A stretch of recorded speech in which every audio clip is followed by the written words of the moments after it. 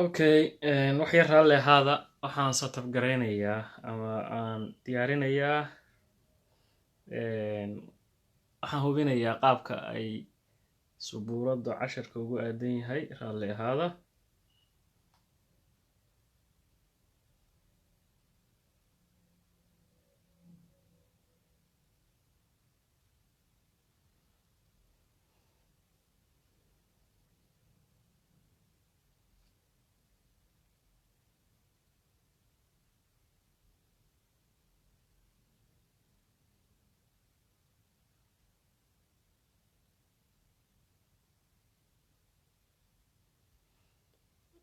Soo qaban lahay.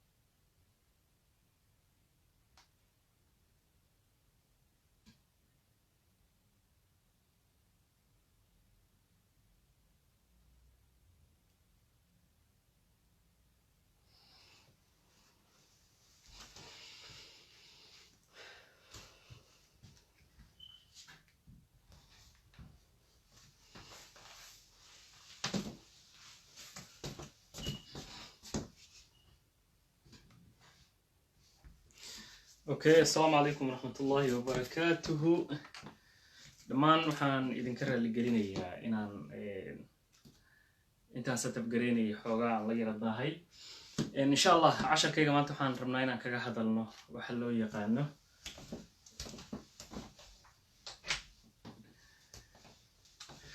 casharkayga waxaan kaga hadlaynaa base, acid and base labadaas ayaanu kaga hadli doonaa. casharkan asagoo cashar hore ah oo duuban waxa uu ku jiraa waxa la yiraahdo channelkayaga Iqra Education Program. casharkan asagoo duuban oo goor hore aan duubnay wuxuu ku jiraa channelkayaga Iqra Education Program, laakiin si ku celis ahaan ayaa waxaan rabnaa insha Allah faahfaahin dheeri ah inaan insha Allah ardayda ka siino. casharkayga wuxuu ku saabsanaan doonaa saan sheegnay acid and bases. acidku waa maxay, basekuse waa maxay? waxaan rabaa sources kala duwan ayaa waxaan kasoo qaadanaynaa insha Allah tacaala casharkayaga. sideedaba waxa la yiraahdo dareere kasta oo jira saddex midkood weeye. dareere kasta oo jira waa saddex midkood, inuu yahay acid, inuu yahay waxa la yiraahdo neutral, iyo inuu yahay base. inuu yahay acid, inuu yahay neutral dhexdhexaad uu yahay, iyo inuu yahay base. saddexdaas ayuu ka dhaxeeyaa waxa loo yaqaano any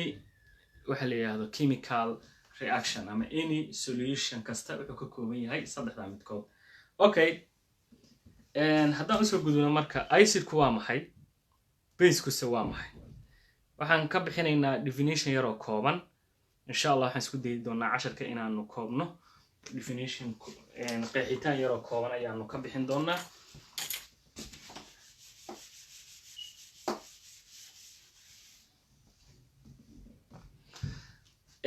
acidku waxa weeye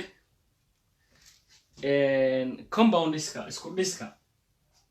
so acid haddaan qeexno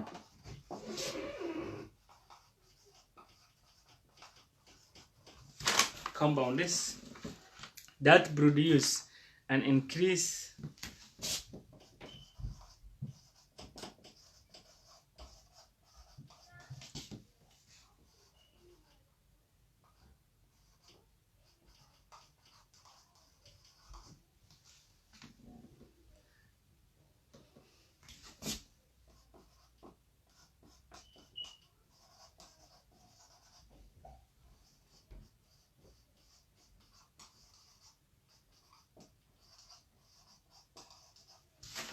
okay haddaan usoo noqono waxa la yiraahdo definitionka acid aan qeexno acidku waxa weeye compounds isku dhiska waa isku dhis kasta oo soo saara isku dhis kasta isku dhisku waxa weeyaan laba walxood oo la isu geeyay waa isku dhis kasta oo soo saara increase in uu kordho numberka hydrogen plus haddii isku dhiskaasi markii la isku geeyo the number of hydrogenka ama H pluska oo ka kooban isku dhiskaasi uu bato waxa la yiraahdo markii lagu milo biyo walaxdaasi markii lagu milo biyo haddii H pluska ama hydrogen positive hydrogenka waxa la yiraahdo contentiska ay ka kooban tahay haddii numberkeeda uu kordho waxa weeyaan acid sidaas la mid ah haddii isku dhis kasta uu kordho OH keeda OH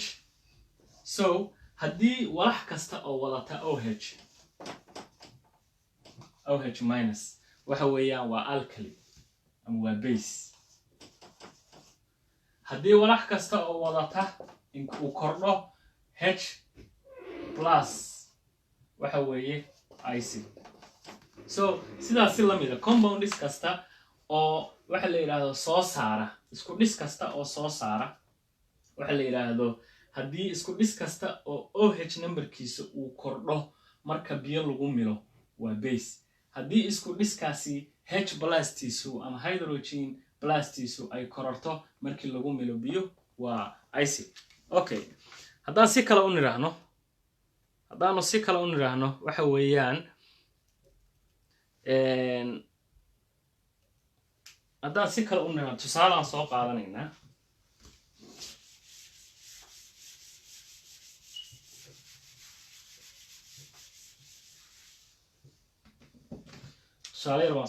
so waxaa jira acidka iyo baseka waxaa lagu cabiraa waxa la yiraahdo pH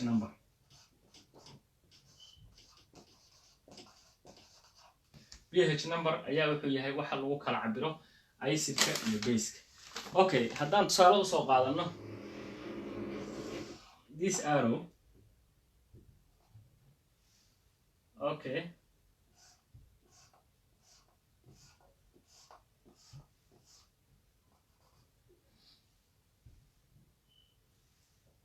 hadduu yahay 0 1 2 3 4 5 6 let's make small yarayno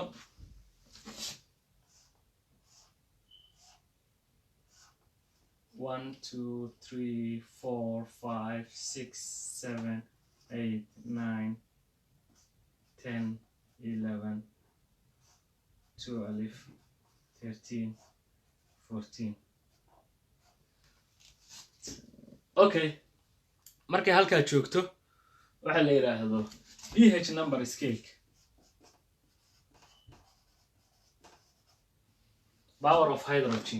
power of hydrogen ka haddii uu low yahay oo 1 ilaa 7 uu yahay contentigaasi ama milankaasi waxa weeyaan ama solutionka ay haysatid waa acid haddii uu 7 halkan waxa la yiraahdaa 7 ku waa neutral waa dhexdhexaad 7 ku waa neutral waa dhexdhexaad wixii 7 ka hooseeya 8 9 10 11 12 13 14 waa base haddii 7 uu ka hooseeyo waa base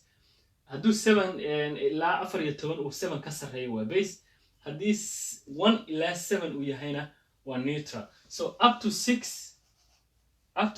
ilaa waxa la yiraahdo 6.5 waxa lagu xisaabiyaa neutral 7 ilaa 7.4 7.5 waxa lagu xisaabiyaa waxa la yiraahdo base afwan still neutral ba lagu xisaabiyaa so marka waxa la yiraahdo tusaale ahaan waxaan u soo qaadanaynaa waxa la yiraahdo haddaan soo qaadano anything of acid hydrochloric acid okay so hydrochloric acid waa isku dhis waa compoundigan haddaan kala jebino u fiirso haddaan kala jebino oo equationka aan sidiisa uga laabano wuxuu ka yimid H plus iyo chlorine oo minus ah. So this one also waxa loogu yeeraa cation,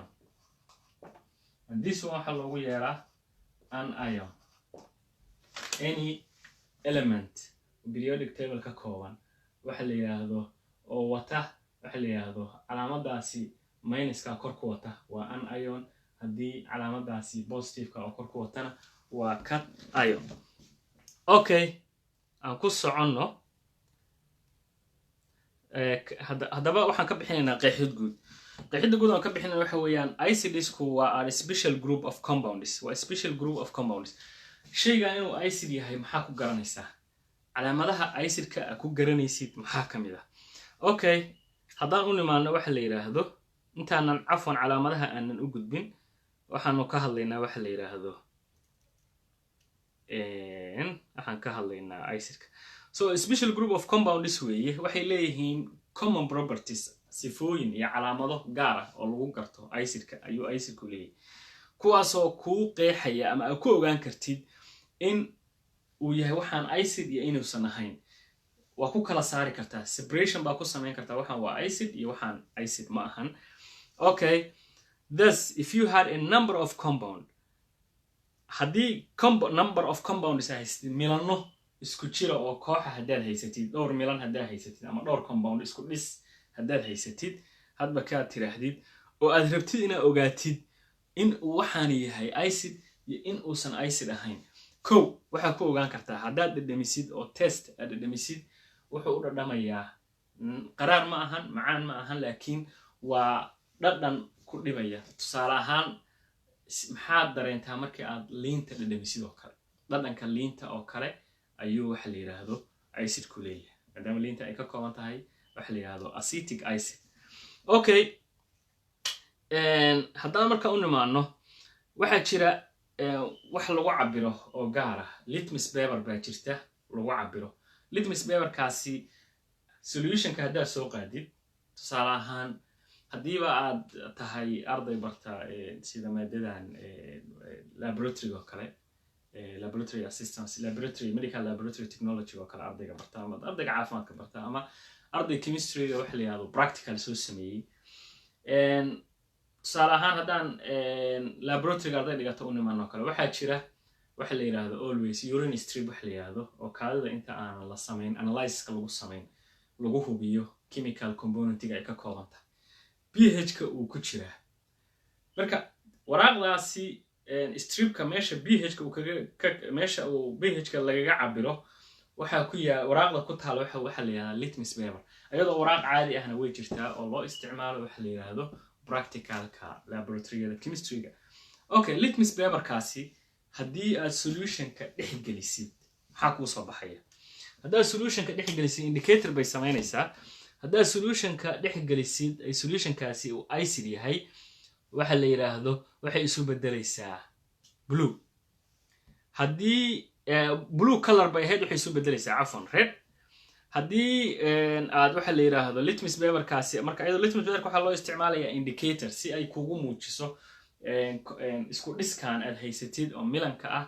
in uu yahay base, inuu yahay iyo inuu yahay acid, iyo at the same time in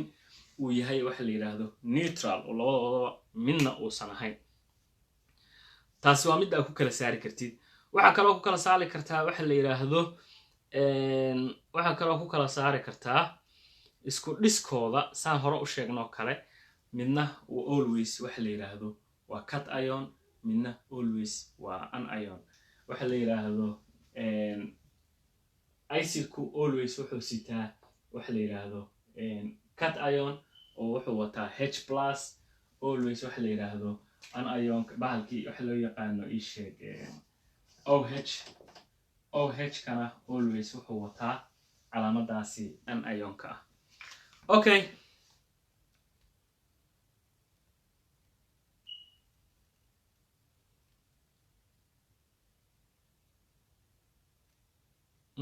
عفوا different sources baan rabaa inaan insha allahu tacaala ka eego si aad si wanaagsan ugu fahantaan idinkana.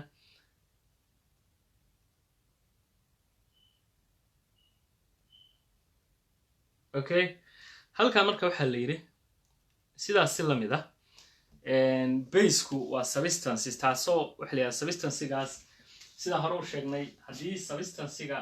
markii milanka lagu milo ay sii deyso H+ substancesiga hadii markii milanka lagu milo any substance waxa la yiraahdo any substance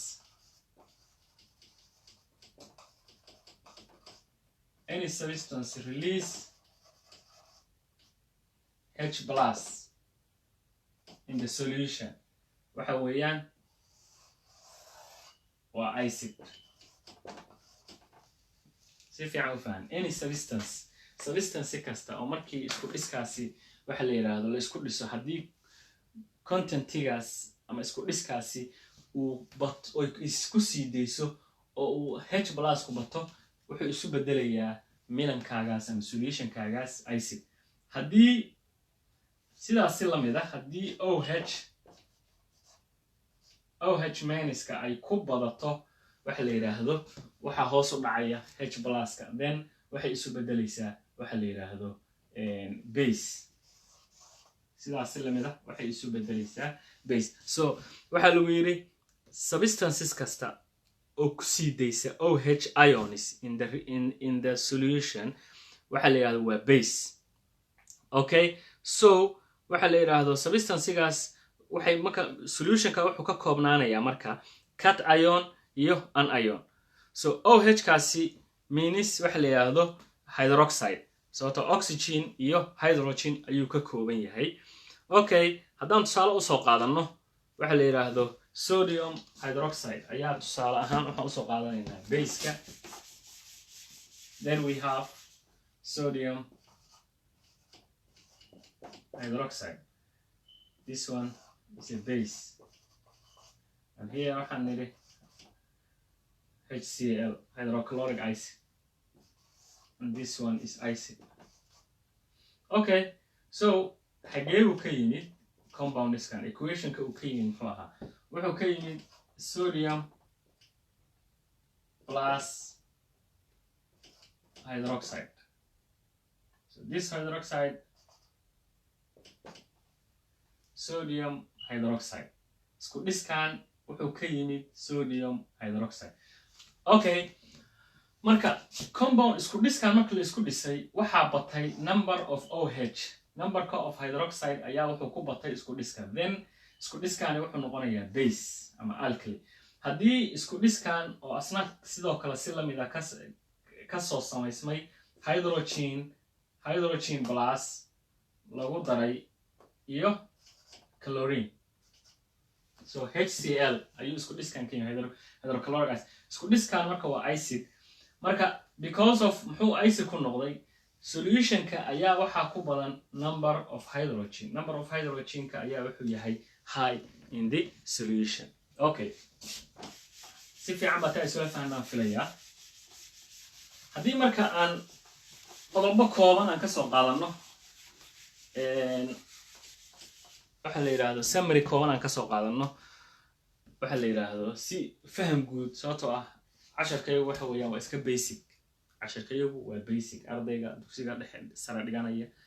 waxa uu fahmi karo ayaan ugu talagalnay hadduu ardayga jaamacad dhiganaya meel uu talaabo uu hore uga qaadi karo faham guud wuxuu ka qaadan karo ayaan ugu talagalnay ma ahan university level waxa la yiraahdo casharkaan dhigayno specific level oo aan casharkaan usoo jeedinayn ma jiro okay haddaan marka summary kooban ka samayno si aad u xasuusatid oo qodobayno waxa la yiraahdo casharka qodobka ugu horeeya waxa weeyaan acidku waxa la yiraahdo tannis blue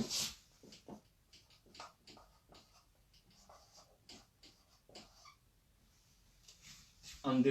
the litmus paper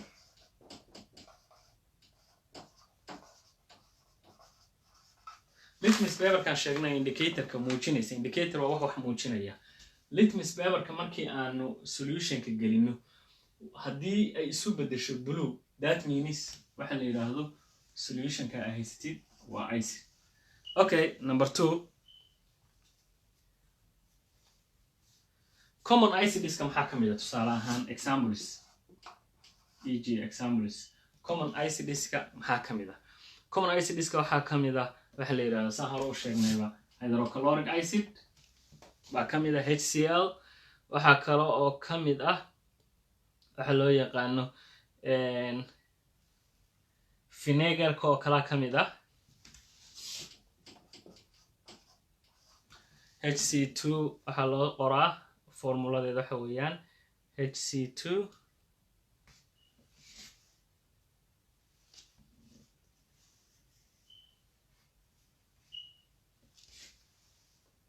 O2H2 vinegar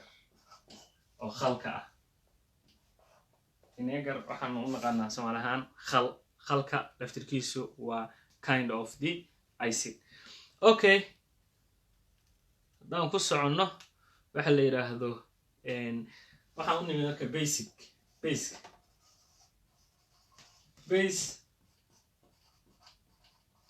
tan is red on the litmus paper litmus paperka indicatorka haddaad u isticmaashid oo solutionka aad gelisid waxa la yiraahdo si aad u ogaato wuxuu yahay haddii ay red isu bedesho that means waa base okay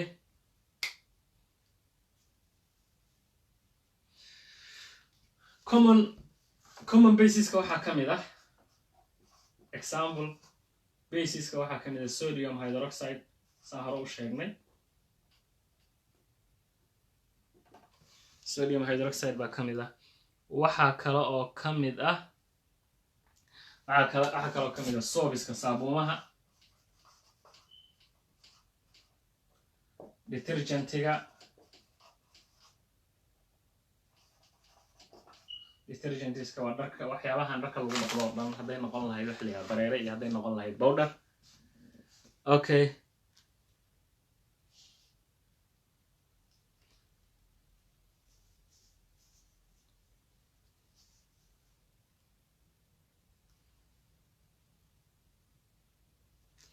so marka wuxuu kale oo waxa la yiraahdo ninka loo yaqaano Arrhenius oo ahaa ninka formulationka waxa la yiraahdo ama inta kala definitionka acid iyo base-ka wax badan ka sheegay wuxuu ku leeyahay waxa la yiraahdo acidku waxa la yiraahdo waa any compound acidku waxa waa any substance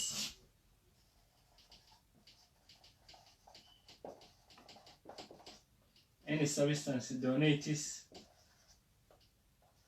waa substances kasta oo donate garaysa H+ ions any substance which donates H+ ions when dissolving in a solution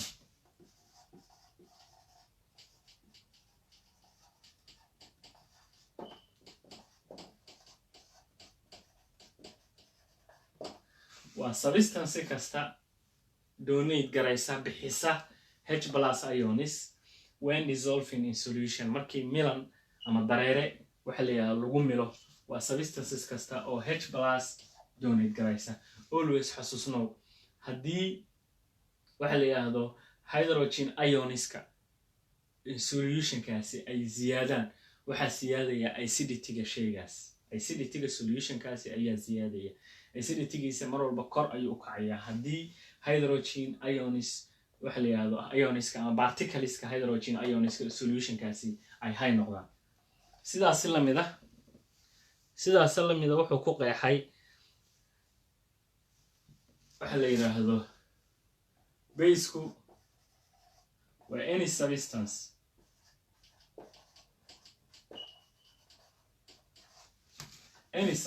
releases